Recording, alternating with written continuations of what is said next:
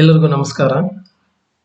ಮಕ್ಕಳೇ, ನಾವು ಹಿಂದಿನ ತರಗತಿಯಲ್ಲಿ 8ನೇ ತರಗತಿಗೆ ಸಂಬಂಧಿಸಿದಂತೆ ಸಮಾಜ ವಿಜ್ಞಾನದ ಭಾಗವಾಗಿರುವ ಇತಿಹಾಸದ 1ರಿಂದ 24 ಪ್ರಶ್ನೆಗಳನ್ನ ಚರ್ಚೆ ಮಾಡಿದ್ದೀವಿ. ಹಿಂದಿನ ತರಗತಿಯಲ್ಲಿ ಇತಿಹಾಸಕ್ಕೆ ಸಂಬಂಧಿಸಿದ ಮತ್ತಷ್ಟು ಪ್ರಮುಖ ಮಾದರಿ ಪ್ರಶ್ನೆಗಳನ್ನ ಚರ್ಚೆ ಮಾಡೋಣ. ಪ್ರಶ್ನೆಗಳು ಮಕ್ಕಳೇ ಈ ರೀತಿ ಇರ್ತವೆ. ಮೆಸೊಪೊಟೇಮಿಯಾ ಎಂಬುದರ ಅರ್ಥ. ಆಯ್ಕೆಗಳು: ನಾಡುಗಳ ನಡುವಿನ ನದಿ, ಪರ್ವತಗಳ ನಡುವಿನ ನಾಡು, ನದಿಗಳ ನಡುವಿನ ನಾಡು, ಬೆಟ್ಟಗಳ ನಡುವಿನ ನಾಡು. In English, Mesopotamia means the options are river between two lands, land between the mountains, land between the rivers, land between the hills. The correct answer is land between the rivers. ನದಿಗಳ ನಡುವಿನ ನಾಡು ಅಂದ್ರೆ ಮೆಸೊಪೊಟೇಮಿಯಾ ನಾಗರಿಕತೆಯು Euphrates ಮತ್ತು Tigris ಎಂಬತಕ್ಕಂಥ 2 ನದಿಗಳ ನಡುವಿನ ಒಂದು ನಾಗರಿಕತೆಯಾಗಿದ್ದರಿಂದ ಅದಕ್ಕೆ ಆ ಹೆಸರು ಬಂದಿದೆ ಮಕ್ಕಳೇ. ಮುಂದಿನ ಪ್ರಶ್ನೆ: ಕರ್ನೂಲಿನ ಗವಿಗಳಲ್ಲಿ ದೊರೆತಿರುವ ಬೂದಿಯ ಕುರುಹುಗಳು ಸೂಚಿಸುವುದು ಪ್ರಾಗೈತಿಹಾಸಿಕ ಕಾಲದಲ್ಲಿನ ಶವ ಸಂಸ್ಕಾರ ಪದ್ಧತಿ, ಪ್ರಾಗೈತಿಹಾಸಿಕ ಕಾಲದಲ್ಲಿ ಬೆಂಕಿಯಿಂದ ಉಂಟಾದ ಅನಾಹುತ, ಪ್ರಾಗೈತಿಹಾಸಿಕ ಕಾಲದಲ್ಲಿನ ಅಡುಗೆ ತಯಾರಿಕೆಯ ವಿಧಾನ, ಬೆಂಕಿಯ ಬಗೆಗಿನ ಪ್ರಾಗೈತಿಹಾಸಿಕ ಕಾಲದ ಜನರ ಜ್ಞಾನ. In English, the science of ashes found in the caves of Kurnool reveal. The options are the practice of cremation during the prehistoric period, the accidents caused by the fire during the prehistoric period, the method of cooking during the prehistoric period, the knowledge of fire that prehistoric people had. The correct answer is the knowledge of fire that prehistoric people had. ಬೆಂಕಿಯ ಬಗೆಗಿನ ಪ್ರಾಗೈತಿಹಾಸಿಕ ಕಾಲದ ಜನರ ಜ್ಞಾನ ಅಂದ್ರೆ ಮಕ್ಕಳ ಕರ್ನೂಲ್ ಎಂಬತಕ್ಕಂಥ ಸ್ಥಳದಲ್ಲಿ ಹಿಂದಿನ ಕಾಲದಲ್ಲಿ ಇದ್ದಂತಹ ಜನರು ಬೆಂಕಿಯನ್ನ ಬಳಸಿದ್ರು ಎಂಬುದಕ್ಕೆ ಅಲ್ಲಿ ಕೆಲವಿನ ಬೂದಿ ಸಿಕ್ಕಿದೆ. ಅದರ ಆಧಾರದ ಮೇಲೆ ನಮ್ಗೆ ಅವ್ರಿಗೆ ಬೆಂಕಿಯ ಜ್ಞಾನ ಗೊತ್ತಿತ್ತು ಎಂಬುದು ನಮ್ಗೆ ಮಾಹಿತಿ ಗೊತ್ತಾಗುತ್ತೆ. ಮುಂದಿನ ಪ್ರಶ್ನೆ: ಕೆಳಗಿನ ವಾಕ್ಯಗಳಲ್ಲಿ ಕುಶಾನರ ಅವಧಿಗೆ ಸಂಬಂಧಿಸಿದ ಸರಿಯಾದ ಹೇಳಿಕೆಯನ್ನ ಗುರುತಿಸಿ. ಮಧ್ಯ ಏಷ್ಯಾದಿಂದ ಭಾರತಕ್ಕೆ ವಲಸೆ ಬಂದವರು. ಕಾನಿಷ್ಕ ಈ ರಾಜಮನೆತನದ ಸಂಸ್ಥಾಪಕ. ಪಾಟಲಿಪುತ್ರ ಕುಶಾನರ ರಾಜಧಾನಿ. ಕುಶಾನರು ಸಾಮಾನ್ಯವಾಗಿ ಬೆಳ್ಳಿ ನಾಣ್ಯಗಳನ್ನೇ ಟಂಕಿಸಿದರು. In English, identify the correct statement related to Kushans. The options are: they had migrated to India from Central Asia. The founder of this dynasty was Kanishka. Third one, Pataliputra was capital of Kushans. And fourth one, Kushans minted mainly silver coins. ಇದರಲ್ಲಿ ಸರಿಯಾದಂತಹ ಒಂದು ಹೇಳಿಕೆ ಯಾವುದು ಅಂತ ಎಲ್ಲಾನು ಸ್ವಲ್ಪ cushion ಸಂಬಂಧಪಟ್ಟಂತಹ ಒಂದು ಮಾಹಿತಿಯಾಗಿದೆ, ಸ್ವಲ್ಪ ಬದಲಾವಣೆ ಮಾಡಿದ್ದಾರೆ. ಸರಿಯಾದಂತಹ ಉತ್ತರ ಯಾವುದು ನೋಡೋಣ. ಮಧ್ಯ ಏಷ್ಯಾದಿಂದ ಭಾರತಕ್ಕೆ ವಲಸೆ ಬಂದವರು ಸರಿಯಾದ ಉತ್ತರ. They had migrated to India from Central Asia. Kanishka ಈ ರಾಜಮನೆತನದ ಸಂಸ್ಥಾಪಕ ಎಂದಿದೆ, ಹಾಗಾದ್ರೆ ಇದು ತಪ್ಪಲ್ವ ಮಕ್ಕಳೇ? ಕುಶಾನರ ಸ್ಥಾಪಕ ಯಾರು ಹೇಳಿ? ಕುಜಲ ಕಟ್ಪಿಸಿಸ್ ಎಂಬತಕ್ಕಂಥವರು ಕುಶಾನ ಸಾಮ್ರಾಜ್ಯದ ಸ್ಥಾಪಕ ಆಗಿದ್ದಾನೆ. ಇಲ್ಲಿ ಕಾನಿಷ್ಕ ಅಂತ ಕೊಟ್ಟಿರೋದ್ರಿಂದ ಹೇಳಿಕೆ 2 ತಪ್ಪಾಗಿದೆ. ಪಾಟಲಿಪುತ್ರ ಕುಶಾನರ ರಾಜಧಾನಿ ಅಂತ ಕೊಟ್ಟಿದ್ದಾರೆ. ಪಾಟಲಿಪುತ್ರ ಕುಶಾನರ ರಾಜಧಾನಿ ಅಲ್ಲ. ಪುರುಷಾಪುರ ಅಥವಾ ಕಾನಿಷ್ಕಾಪುರ ಅಂತಕ್ಕಂಥದ್ದು ಕಾನಿಷ್ಕನ ರಾಜಧಾನಿ ಆಗಿತ್ತು. ಕುಶಾನರು ಸಾಮಾನ್ಯವಾಗಿ ಬೆಳ್ಳಿ ನಾಣ್ಯಗಳನ್ನೇ ಟಂಕಿಸಿದರು ಅಂತಿದೆ. ಇಲ್ಲಿ ಚಿನ್ನದ ನಾಣ್ಯಗಳನ್ನು ಸಹ ಇವರು ಟಂಕಿಸ್ತಾ ಇದ್ರು. ಹಾಗಾಗಿ 4ನೇ ಆಯ್ಕೆ ಕೂಡ ತಪ್ಪಾಗಿದೆ. ಮೊದಲನೇ ಒಂದು ಹೇಳಿಕೆ ಮಾತ್ರ ಸರಿಯಾದ ಉತ್ತರ ಆಗಿದೆ. ಮುಂದಿನ ಪ್ರಶ್ನೆ: ಗಂಗರ ಅವಧಿಯಲ್ಲಿ ನಿರ್ಮಾಣಗೊಂಡ ದೇವಾಲಯಗಳನ್ನ ಗುರುತಿಸಿ. ಪಟ್ಟದಕಲ್ಲಿನ ವಿರೂಪಾಕ್ಷ ದೇವಾಲಯ, ತಲಕಾಡಿನ ಪಾತಾಳೇಶ್ವರ ದೇವಾಲಯ. ಎರಡನೇ ಆಯ್ಕೆ ಮಹಾಬಲಿಪುರ ಪಂಚರಥಗಳು, ತಲಕಾಡಿನ ಪಾತಾಳೇಶ್ವರ ದೇವಾಲಯ. ಮೂರನೇ ಆಯ್ಕೆ ಎಲ್ಲೋರದ ಕೈಲಾಸನಾಥ ದೇವಾಲಯ, ಮಣ್ಣೆಯಲ್ಲಿರುವ ಕಪಿಲೇಶ್ವರ ದೇವಸ್ಥಾನ. ನಾಲ್ಕನೇ ಆಯ್ಕೆ ಮಣ್ಣೆಯಲ್ಲಿರುವ ಕಪಿಲೇಶ್ವರ ದೇವಸ್ಥಾನ, ತಲಕಾಡಿನ ಪಾತಾಳೇಶ್ವರ ದೇವಸ್ಥಾನ. Identify the temples built during the Ganga rule. The options are Virupaksha temple at Pattadakallu, Pataleshwara temple at Talakadu. Second option, Pancha Rathas of Mahabalipuram, Pataleshwara temple at Talakadu. Third option, Kailasa temple at Ellora, the Kapaleshwara temple at Manne. Fourth option, the Kapaleshwara temple at Manne, Pataleshwara temple at Talakadu. ಸರಿಯಾದಂತಹ ಉತ್ತರ ಗಂಗರ ಒಂದು ಅವಧಿಯಲ್ಲಿ ನಿರ್ಮಾಣಗೊಂಡಂತಹ ದೇವಸ್ಥಾನಗಳು ಯಾವುವು ಅಂತಂದ್ರೆ ಮಣ್ಣೆಯಲ್ಲಿರುವ ಕಪಿಲೇಶ್ವರ ದೇವಸ್ಥಾನ, ತಲಕಾಡಿನಲ್ಲಿರುವ ಪಾತಾಳೇಶ್ವರ ದೇವಸ್ಥಾನ ಸರಿಯಾದಂತಹ ಉತ್ತರ ಆಗಿದೆ. ಮುಂದಿನ ಪ್ರಶ್ನೆ, ಕೆಳಗಿನ ವಾಕ್ಯಗಳನ್ನು ಓದಿ ಅತ್ಯಂತ ಸರಿಯಾದ ಆಯ್ಕೆಯನ್ನ ಸೂಚಿಸಿ. ಮೂರನೆಯ ಸೋಮೇಶ್ವರನು ಮನೋಸಲ್ಲಾಸ ಎಂಬ ಗ್ರಂಥವನ್ನ ರಚಿಸುತ್ತಾನೆ.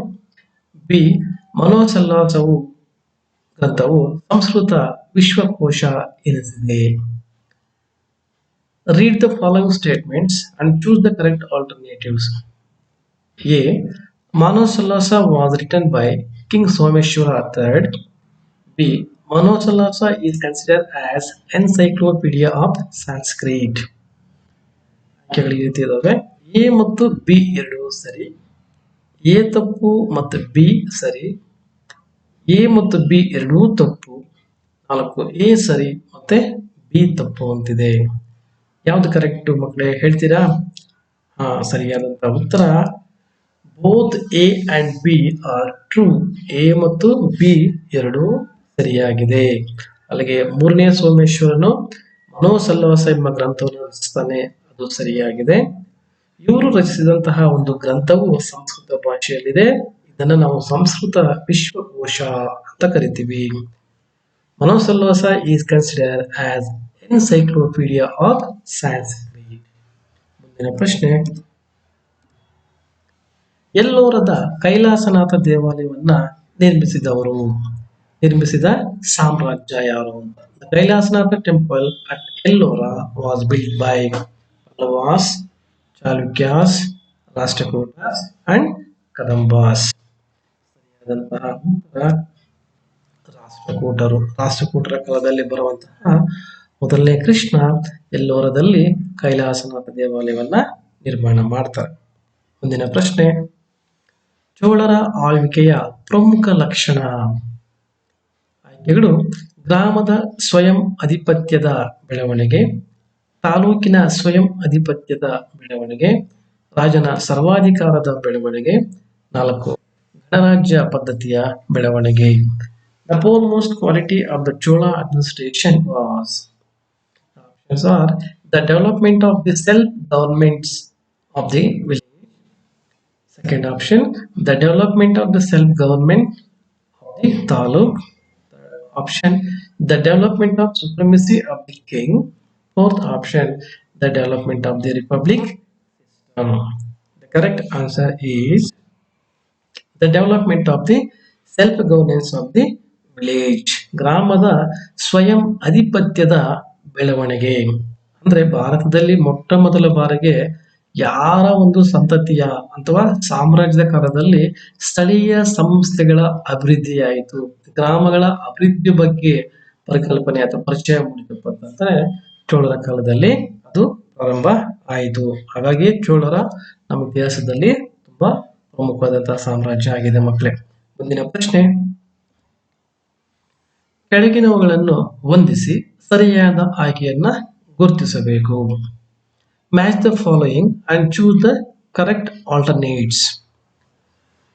ಪಟ್ಟಿ ಎ ನಲ್ಲಿ ಪುಷ್ಯಭೂತಿ, ಸಿಮುಖ, ಮಯೂರ ಶರ್ಮ, ರಾಜ ಜಯಸಿಂಹ ಅಂತ ಕೊಟ್ಟಿದ್ದಾರೆ. ಇವರು ಈ ಸಾಮ್ರಾಜ್ಯಗಳ ಸ್ಥಾಪಕರು ಮತ್ತೆ ಬಿ ಪಟ್ಟಿಯಲ್ಲಿ ಸಾಮ್ರಾಜ್ಯದ ಹೆಸರನ್ನ ಕೊಟ್ಟಿದ್ದಾರೆ. ಬಾದಾಮಿ ಚಾಲುಕ್ಯರ ವಂಶದ ಸ್ಥಾಪಕ, ಕದಂಬ ವಂಶದ ಸ್ಥಾಪಕ, ಶಾತವಾಹನ ವಂಶದ ಸ್ಥಾಪಕ, ವರ್ಧನ ವಂಶದ ಸ್ಥಾಪಕ.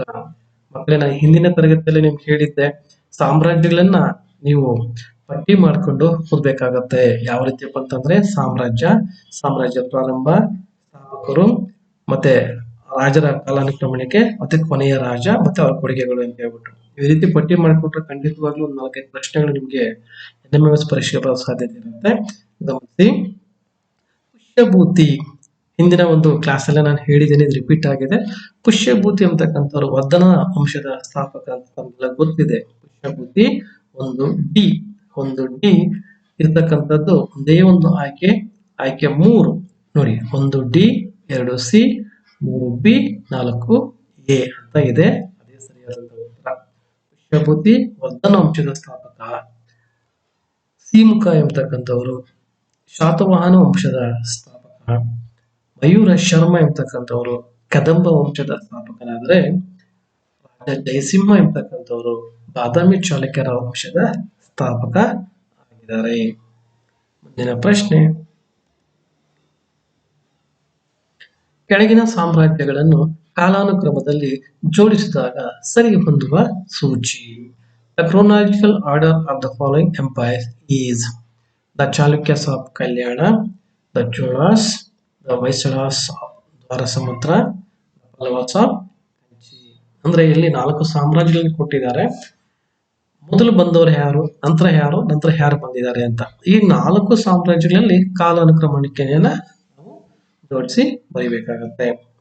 ಮಕ್ಕಳೇ, ನಮ್ಗೆ ಗೊತ್ತಿದೆ, ಇದರಲ್ಲಿ ಮೊಟ್ಟ ಮೊದಲನೇದಾಗಿ ಸಾಮ್ರಾಜ್ಯವನ್ನ ಅಂದ್ರೆ ಆಡಳಿತವನ್ನ ಪ್ರಾರಂಭಿಸಿದವರು ಯಾರಪ್ಪ ಅಂತಂದ್ರೆ ಕಂಚಿಯ ಪಲ್ಲವರು, ನಂತರ ಚೋಳರು ಡಿ ಬಿ, ನಂತರ ಕಲ್ಯಾಣ ಚಾಲುಕ್ಯರು, ಮತ್ತೆ ಸಿ ದ್ವಾರಸಮುದ್ರದ ಹೊಯ್ಸಳರು.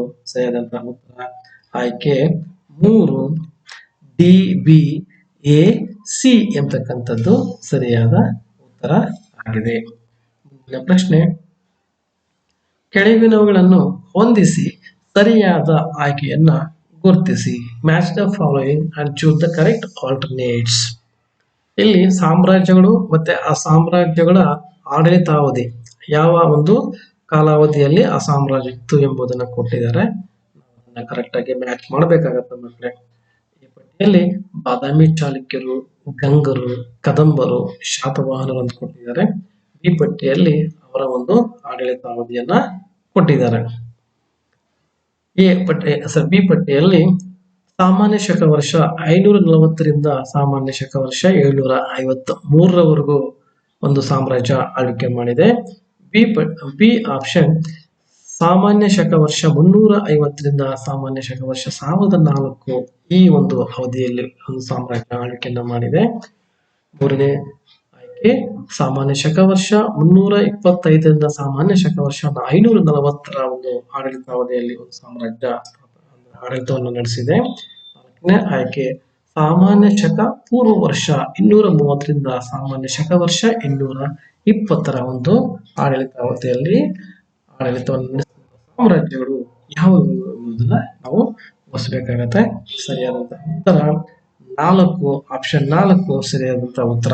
ಹಾಗೆ ಮೊದಲನೇದಕ್ಕೆ ಎ ಬಾದಾಮಿ ಚಾಲುಕ್ಯರು ಸಾಮಾನ್ಯ ಶಕ ಪೂರ್ವ ವರ್ಷ 230ರಿಂದ ಸಾಮಾನ್ಯ ಶಕ 220ರ ಒಂದು ಏನು ಆಡಳಿತಾವಧಿ ಇದೆ ಅದರಲ್ಲಿ ಬಾದಾಮಿ ಚಾಲುಕ್ಯರು ಬರ್ತಾರೆ. ಗಂಗರು ಬಿ ಸಾಮಾನ್ಯ ಶಕ ವರ್ಷ 350ರಿಂದ ಸಾಮಾನ್ಯ ಶಕ 1004ರ ಒಂದು ಆಡಳಿತಾವಧಿಯಲ್ಲಿ ಅವರು ಆಳ್ವಿಕೆಯನ್ನು ನಡೆಸ್ತಾರೆ. ಮೂರನೇದು ಕದಂಬರು ಸಿ ಸಾಮಾನ್ಯ ಶಕ ವರ್ಷ 325ರಿಂದ ಸಾಮಾನ್ಯ ಶಕ ವರ್ಷ 540ರ ಒಂದು ಏನು ಆಡಳಿತಾವಧಿ ಇದೆ ಅದರಲ್ಲಿ ಗಂಗರು ಬರ್ತಾರೆ. ಶಾತವಾಹನರು ಬರ್ತಕ್ಕಂಥದ್ದು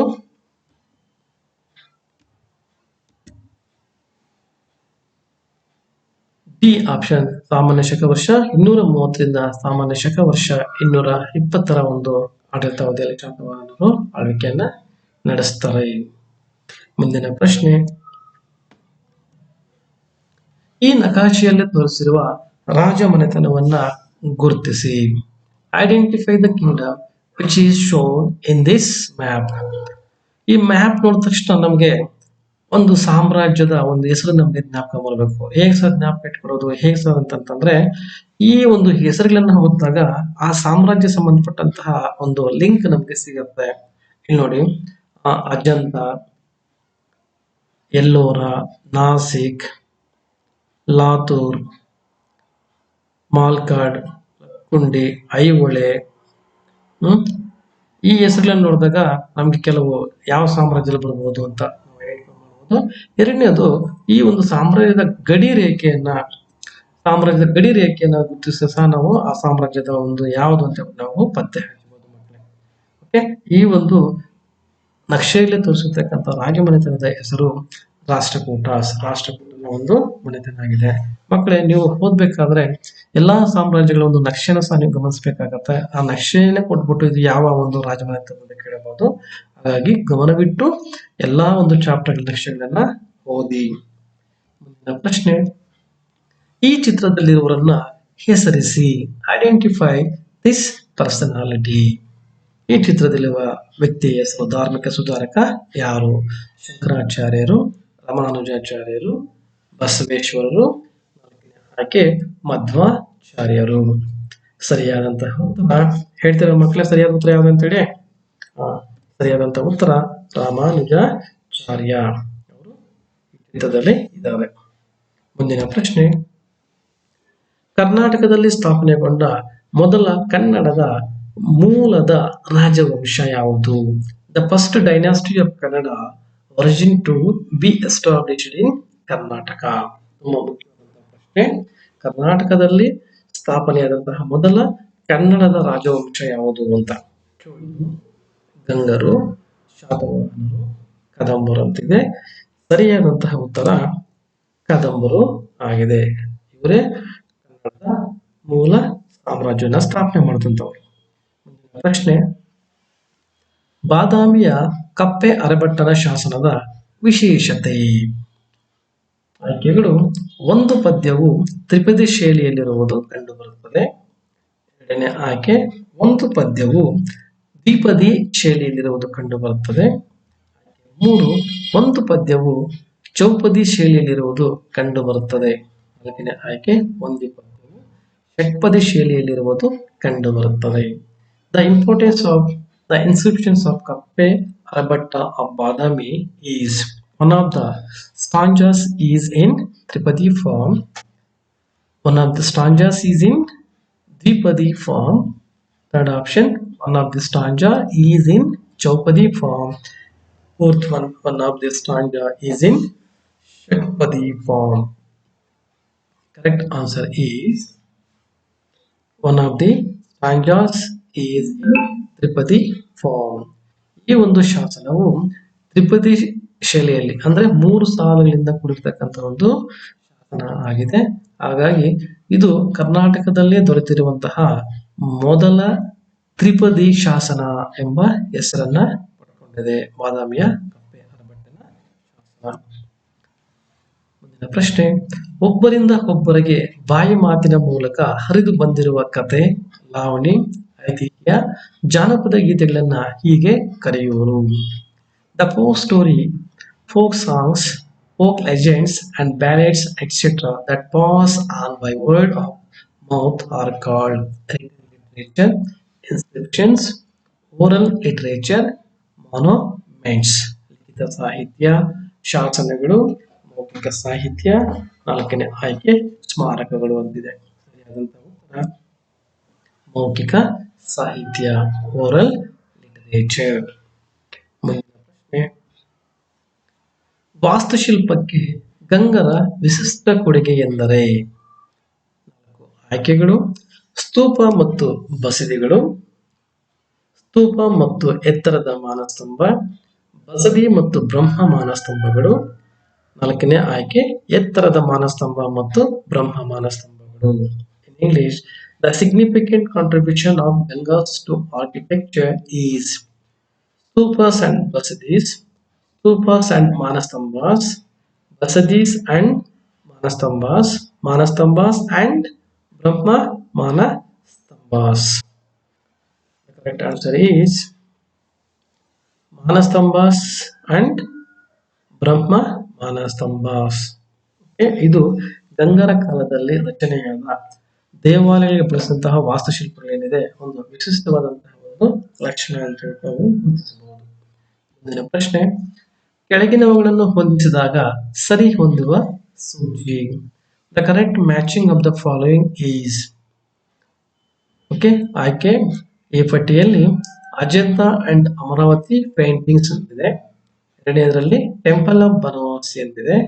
ಮೂರನೇದು ಬಾದಾಮಿ, ಐಹೊಳೆ ಅಂಡ್ ಪಟ್ಟದಕಲ್ಲು ಟೆಂಪಲ್ಸ್ ಅಂತಿದೆ. ನಾಲ್ಕನೇ ಆಯ್ಕೆ Ellora and Elephanta cave temples ಅಂತಿದೆ. ಈ ಕಡೆ ದೇವಸ್ಥಾನಗಳನ್ನು ಕೊಟ್ಟಿದ್ದಾರೆ, ಈ ಕಡೆ ಆ ದೇವಸ್ಥಾನ ರಚನೆ ಮಾಡಿದವರು ಯಾರು ಅಂತ ಕೊಟ್ಟಿದ್ದಾರೆ. ಕದಂಬರು, ಶಾತವಾಹನರು, ರಾಷ್ಟ್ರಕೂಟರು ಮತ್ತೆ ಚಾಲುಕ್ಯರು ಅಂತ. ಈಗ ನಾವು ಸರಿಯಾಗಿ ಹೊಂದಿಸಿ ಬರೀಬೇಕಾಗತ್ತೆ. ಮಕ್ಕಳೇ, ನಮ್ಗೆಲ್ಲ ಗೊತ್ತಿದೆ ಅಜಂತಾ ಮತ್ತು ಅಮರಾವತಿಯ ಚಿತ್ರಕಲೆಗಳು ಯಾರ ಕಾಲದಲ್ಲಿ ರಚನೆ ಆಗಿದ್ದು ಅಂತ ಹೇಳ್ಬಿಟ್ಟು. ಅದು ಶಾತವಾಹನರ ಕಾಲದಲ್ಲಿ ರಚನೆ ಆಗಿದ್ದು.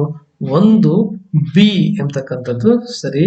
ಅಲ್ಲಿಗೆ ಒಂದು ಬಿ ಎಂಬತಕ್ಕಂಥದ್ದು 2 ಮತ್ತು 4 ಆಯ್ಕೆಗಳಲ್ಲಿದೆ. ಅಲ್ಲಿಗೆ 1 ಮತ್ತು 3ನೇ ಆಯ್ಕೆ ತಪ್ಪಾಗುತ್ತೆ. ಬನವಾಸಿಯ ದೇವಾಲಯ ಯಾರು ಕಟ್ಟಿಸಿದ್ದು? ಮಕ್ಕಳೇ, ಬನವಾಸಿಯ ಕದಂಬರು. ಅಂದ್ರೆ 2A ಎಲ್ಲಿದೆ ಅಂತಂದ್ರೆ 4ನೇ ಆಪ್ಷನ್ ನೋಡಿ. 1 ಬಿ, 2A, 3 ಬಾದಾಮಿ, ಐಹೊಳೆ, ಪಟ್ಟದಕಲ್ಲುಗಳ ದೇವಾಲಯ ಚಾಲುಕ್ಯರು ಕಟ್ಟಿಸಿದ್ದು. ಎಲ್ಲೋರಾ ಮತ್ತು ಎಲಿಫೆಂಟಾ ದೇವಾಲಯಗಳು ಕಟ್ಟಿಸಿದ್ದು ಯಾರಪ್ಪ ಅಂತಂದ್ರೆ ರಾಷ್ಟ್ರಕೂಟರು. ಉತ್ತರ ಆಯ್ಕೆ 4 ಸರಿಯಾದ ಉತ್ತರ ಆಗಿದೆ. ಮುಂದಿನ ಪ್ರಶ್ನೆ, ನಕಾಶೆಯಲ್ಲಿ ಗುರುತಿಸಿರುವ ಸ್ಥಳಗಳ ಸರಿಯಾದ ಆಯ್ಕೆ. The correctly listed places shown in this map. ಇಲ್ಲಿ ಮ್ಯಾಪ್ ಅಲ್ಲಿ ಕೆಲವೊಂದು ಪ್ಲೇಸಸ್ ಗುರುತು ಮಾಡಿದ್ದಾರೆ, ABC ಅಂತ ಹೇಳ್ಬಿಟ್ಟು. ಆ ABC ಅಂತಕ್ಕಂಥದ್ದು ಯಾವ ಸ್ಥಳಗಳು ಎಂಬುದನ್ನ ನೀವು ಆಯ್ಕೆಗಳ ಮೂಲಕ ಗುರುತಿಸಬೇಕಾಗತ್ತೆ ಮಕ್ಕಳೇ. ಸಾಮಾನ್ಯವಾಗಿ ನಮ್ಗೆ ಗೊತ್ತಿದೆ. ಅಲ್ಲಿ ಇರ್ತಕ್ಕಂಥ ಪ್ಲೇಸ್ ಯಾವ್ದಪ್ಪ ಅಂತಂದ್ರೆ ಮುಂಬೈ. ಸಿ ಇರ್ತಕ್ಕಂಥದ್ದು ಯಾವುದು? ಕಲ್ಕತ್ತಾ. ಬಿ ಇರ್ತಕ್ಕಂಥದ್ದು ಪಾಂಡಿಚೇರಿ. ಅಲ್ಲಿಗೆ ಎ ಎಂತಕ್ಕಂಥ ಮುಂಬೈ ಆಗಿರ್ಬೇಕು, ಬಿ ಎಂತಕ್ಕಂಥದ್ದು ಪಾಂಡಿಚೇರಿ ಆಗಿರ್ಬೇಕು, ಸಿ ಎಂತಕ್ಕಂಥದ್ದು ಕೋಲ್ಕತ್ತಾ ಆಗಿರ್ಬೇಕು. ಸರಿಯಾದಂತ ಉತ್ತರ ಆಯ್ಕೆಗಳಲ್ಲಿ ಮೊದಲನೇ ಆಯ್ಕೆ ನೋಡಿ, ABC ಮುಂಬೈ, ಪಾಂಡಿಚೇರಿ ಮತ್ತೆ ಕೋಲ್ಕತ್ತಾ ಅಂತಿದೆ. ಸರಿಯಾದಂತ ಉತ್ತರ ಆಯ್ಕೆ 1 ಸರಿಯಾದ ಉತ್ತರ ಆಗಿದೆ. ಮುಂಬೈ, ಪಾಂಡಿಚೇರಿ ಮತ್ತೆ ಕೋಲ್ಕತ್ತಾ. ಮುಂದಿನ ಪ್ರಶ್ನೆ, ಸುಮಾರು 12,000 ವರ್ಷಗಳ ಹಿಂದಿನಿಂದ ಹಿಡಿದು 10,000 ವರ್ಷಗಳವರೆಗಿನ ಕಾಲವನ್ನ ಸೂಕ್ಷ್ಮ ಶಿಲಾಯುಗ ಎಂದು ಕರೆಯಲು ಕಾರಣ ಏನು? ಈ ಕಾಲದ ಶಿಲಾಯುಧಗಳು ಸಾಮಾನ್ಯವಾಗಿ ಅತಿ ಚಿಕ್ಕದಿದ್ದವು. ಎರಡನೇದು, ಶಿಲೆಗಳಲ್ಲಿ ಸೂಕ್ಷ್ಮ ಕೆತ್ತನೆ ಮಾಡುತ್ತಿದ್ದರು. ಮೂರನೇದು, ಸಣ್ಣ ಶಿಲೆಗಳ ಬಳಕೆ ತಿಳಿದಿತ್ತು. ನಾಲ್ಕನೇ ಆಯ್ಕೆ, ಶಿಲಾಯುಧಗಳು ಹರಿತವಾಗಿರುತ್ತಿದ್ದವು. In English, the period from 12,000 years to around 10,000 years is called the delicate stone tools because the stone weapons of this period were generally very small. Second option, people knew how to carve the stone. Third option, knew the use of small stones. Fourth one, the stone weapons were very sharp. The correct answer is the stone weapons of this period were generally very small. ಈ ಒಂದು ಯುಗದಲ್ಲಿ ಸಾಮಾನ್ಯವಾಗಿ ಬಳಸ್ತಾ ಇದ್ದಂತಹ ಆಯುಧಗಳು ಅತ್ಯಂತ ಸಣ್ಣ ಆಯುಧಗಳು ಆಗಿದ್ವು, ಅತಿ ಚಿಕ್ಕ ಆಯುಧಗಳಾಗಿದ್ವು. ಅದಕ್ಕೋಸ್ಕರ ಇದನ್ನ ಸೂಕ್ಷ್ಮ ಶಿಲಾಯುಗ ಎಂದು ಕರೆಯುತ್ತೇವೆ. ಮುಂದಿನ ಪ್ರಶ್ನೆ, ಕೆಳಗಿನವುಗಳನ್ನು ಹೊಂದಿಸಿದಾಗ ಸರಿ ಹೊಂದುವ ಸೂಚಿ. The correct matching of the following is. ಮೊದಲನೇ ಒಂದು ಪಟ್ಟಿಯಲ್ಲಿ ಕ್ಷೇತ್ರಸ್ಯ ಪತಿ, ದೇವಿ ಸೀತಾ, ವಾಸ್ತೋಪತಿ, ನಾಲ್ಕದು ಉದ್ಗಾತ್ರಿ ಎಂದು ಕೊಟ್ಟಿದ್ದಾರೆ. ಅದರ ಮಹತ್ವವನ್ನ ಬಿ ಪಟ್ಟಿಯಲ್ಲಿ ಕೊಟ್ಟಿದ್ದಾರೆ. ಹಾಡುಗಾರ, ಮನೆಯ ಕಿರುದೇವತೆ, ನೇಕಿಲ ದೇವಿ, ಉಳುಮೆ ಮಾಡಿದ ಕಿರುದೇವತೆ ಅಂತ ಕೊಟ್ಟಿದ್ದಾರೆ. ಸರಿಯಾದಂತಹ ಉತ್ತರ ಯಾವುದು ಅಂತ ನೋಡೋಣ. ಆಯ್ಕೆ 2 ಸರಿಯಾದಂತಹ ಉತ್ತರ. 1 ಡಿ ಕ್ಷೇತ್ರಸ್ಯ ಪತಿ ಅಂತಂದ್ರೆ ಉಳಿಮೆ ಮಾಡಿದ ಕಿರುದೇವತೆ ಅಂತ. ಎರಡನೇದು ದೇವಿ ಸೀತಾ ಅಂತಂದ್ರೆ ನೇಗಿಲ ದೇವಿ. ಮೂರನೇದು ವಾಸ್ತುಪತಿ ಅಂತಂದ್ರೆ ಮನೆಯ ಕಿರುದೇವತೆಯನ್ನ ವಾಸ್ತುಪತಿ ಅಂತ ಕರಿತೀವಿ. ಉದ್ಗಾತ್ರಿ ಅಂದ್ರೆ ಆ ಕಾಲದಲ್ಲಿ ಹಾಡ್ತಾ ಇದ್ದಂತಹ ಹಾಡುಗಾರರನ್ನ ಉದ್ಗಾತ್ರಿ ಅಂತ ಕರಿತೀವಿ. ಮುಂದಿನ ಪ್ರಶ್ನೆ, ಋಗ್ವೇದ ಕಾಲದಲ್ಲಿ ಹೋತೃ ಎಂದರೆ? During the Rigveda period, hotri means the king who fought war, the helping minister, the priest who conducted the yajna, the dancing queen. ಯುದ್ಧ ಮಾಡುವ ರಾಜ, ಸಹಾಯ ಮಾಡುವ ಮಂತ್ರಿ, ಯಜ್ಞಗಳನ್ನ ನಡೆಸಿಕೊಡುವ ಪುರೋಹಿತ, ನೃತ್ಯ ಮಾಡುವ ರಾಣಿ. ಸರಿಯಾದಂತಹ ಉತ್ತರ ಯಜ್ಞಗಳನ್ನ ನಡೆಸಿಕೊಡುವ ಪುರೋಹಿತನನ್ನ ನಾವೇನ್ ಕರಿತೀವಿ? ಹೋತೃ ಅಂತ ಕರಿತೀವಿ. The priest who conducted the yajnas. ಮುಂದಿನ ಪ್ರಶ್ನೆ, ಉತ್ತರ ವೇದಗಳ ಕಾಲದಲ್ಲಿ ಕೃಷಿಗೆ ಹೆಚ್ಚಾಗಿ ಎತ್ತುಗಳನ್ನು ಬಳಸುತ್ತಿದ್ರು ಎನ್ನುವ ಉಲ್ಲೇಖ ಇಲ್ಲಿ ಕಂಡು ಬಂದಿದೆ. The increased use of oxen in agriculture during the post-Vedic period is indicated in Yajurveda Samhita, Rigveda Samhita, Samaveda Samhita and Atharvana Samhita. The correct answer is Yajurveda Samhite ಎಂಬುದು ಸರಿಯಾದ ಉತ್ತರ. ಹವಾಂಗೋ ನದಿಯನ್ನ ಚೀನಾದ ದುಗುಡವೆಂದು ಕರೆಯಲು ಕಾರಣ? The Huanghe River was known as China's sorrow because this river dried up often, it caused frequent floods, it got polluted often, the animals were swallowed by it.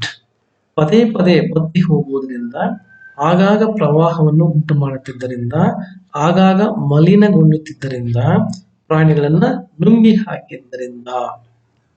ಸರಿಯಾದಂತಹ ಉತ್ತರ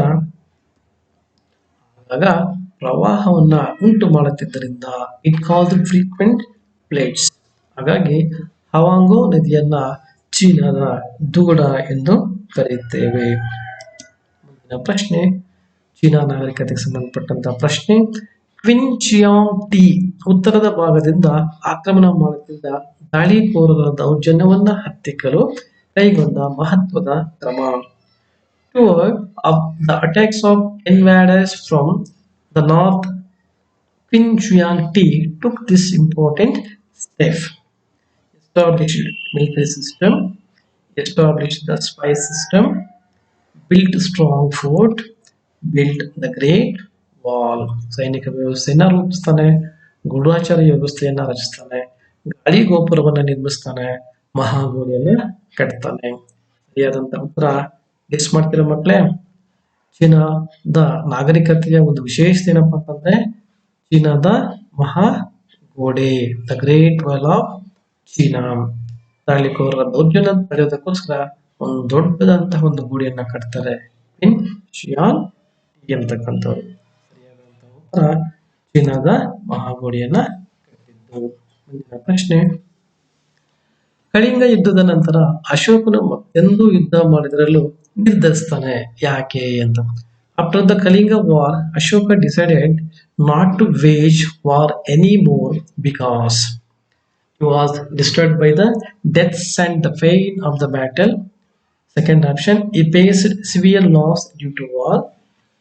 Third option, he was cheated by his soldiers during war. Option, he was defeated in the war. ಯುದ್ಧ ಸಾವು ನೋವು ಅವನ ಮನ ಕಲಕಿತು, ಯುದ್ಧದಿಂದ ಅವನಿಗೆ ತೀವ್ರ ನಷ್ಟ ಉಂಟಾಯಿತು, ಯುದ್ಧದಲ್ಲಿ ಅವನ ಸೈನಿಕರು ಮೋಸ ಮಾಡಿದ್ರು, ಯುದ್ಧದಲ್ಲಿ ಅವನು ಸೋತು ಹೋದ. ಅಶೋಕ ತನ್ನ ಜೀವಿತಾವಧಿಯಲ್ಲಿ ಕೈಗೊಂಡಂತಹ ಏಕೈಕ ಯುದ್ಧ ಕಳಿಂಗ ಯುದ್ಧ. ಆ ಯುದ್ಧದ ನಂತರ ಯುದ್ಧವನ್ನ ಯಾಕೆ ಮಾಡಲ್ಲ ಅಂತಂತಂದ್ರೆ ಆ ಯುದ್ಧದ ಪರಿಣಾಮ, ಆ ಯುದ್ಧದ ಸಾವು ನೋವು ಅವನ ಮನಸ್ಸನ್ನ ಕಲಕಿತು. He was disturbed by the deaths and the pain of the battle. ಸರಿಯಾದ ಉತ್ತರ, he was disturbed by the deaths and pain of the battle. ಕೊನೆಯ ಪ್ರಶ್ನೆ, ಕೆಳಗಿನ ವಾಕ್ಯಗಳನ್ನು ಓದಿ ಅತ್ಯಂತ ಸರಿಯಾದ ಆಯ್ಕೆಯನ್ನ ಸೂಚಿಸಿ. ಐಹೊಳೆಯು ದೇವಾಲಯದ ವಾಸ್ತುಶಿಲ್ಪದ ತೊಟ್ಟಿಲು ಎನಿಸಿದೆ. ಎರಡನೆಯದು, ದೇವಾಲಯ ವಾಸ್ತುಶಿಲ್ಪದ ಕ್ರಮ ಸರಣಿಯ ವಿಕಾಸದಲ್ಲಿನ ಪ್ರಯೋಗಗಳನ್ನ ಐಹೊಳೆಯಲ್ಲಿ ನಡೆಸಲಾಯಿತು. Aihole is considered as the cradle of temple architecture. B. Evaluation of the series of temples architecture was first experimented at Aihole. ನೋಡಿ ಆಯ್ಕೆಗಳಿದಾವೆ. Both A and B are false. A is false and B is the true, and B is not correct reason for A. Third option, both A and B are true. B is correct reason for A. Fourth option, A is true and B is false, and B is not correct reason for A. ಸರಿಯಾದಂತ ಉತ್ತರ A ಮತ್ತು B ಎರಡೂ ಸರಿ ಮತ್ತು A ಗೆ B ಯ ಸರಿಯಾದ ಕಾರಣ ಆಗಿದೆ. Both A and B are true and B is correct reason for A. ಮಕ್ಕಳೇ, ಇಷ್ಟೊತ್ತು ನಾವು ಇತಿಹಾಸ ಸಂಬಂಧಿಸಿದಂತಹ ಅತ್ಯಂತ ಪ್ರಮುಖವಾದಂತಹ ಮಾದರಿ ಪ್ರಶ್ನೆಗಳನ್ನ ಚರ್ಚೆ ಮಾಡಿದ್ದೀವಿ. ಈ ಎಲ್ಲಾ ಪ್ರಶ್ನೆಗಳನ್ನ ನೀವು ಚೆನ್ನಾಗಿ ಪದೇ ಪದೇ ವೀಕ್ಷಣೆ ಮಾಡಿದ್ದೆ ಆದಲ್ಲಿ ಖಂಡಿತವಾಗ್ಲೂ ನಿಮ್ಗೆ ಪರೀಕ್ಷೆಗೆ ಅತ್ಯಂತ ಅನುಕೂಲ ಆಗತ್ತೆ ಅಂತ ಭಾವಿಸ್ತಾ, ಎಲ್ಲರಿಗೂ NMS ಪರೀಕ್ಷೆಯಲ್ಲಿ ಶುಭವಾಗ್ಲಿ, ಎಲ್ಲರೂ ಪರೀಕ್ಷೆಯಲ್ಲಿ ಆಯ್ಕೆ ಆಗ್ರಿ ಅಂತ ಹೇಳ್ತಾ ಧನ್ಯವಾದಗಳನ್ನ ತಿಳಿಸ್ತಾ ಈ ಒಂದು ಕ್ಲಾಸ್ ಅನ್ನ ಮುಗಿಸ್ತಾ ಇದ್ದೀನಿ. Thank you.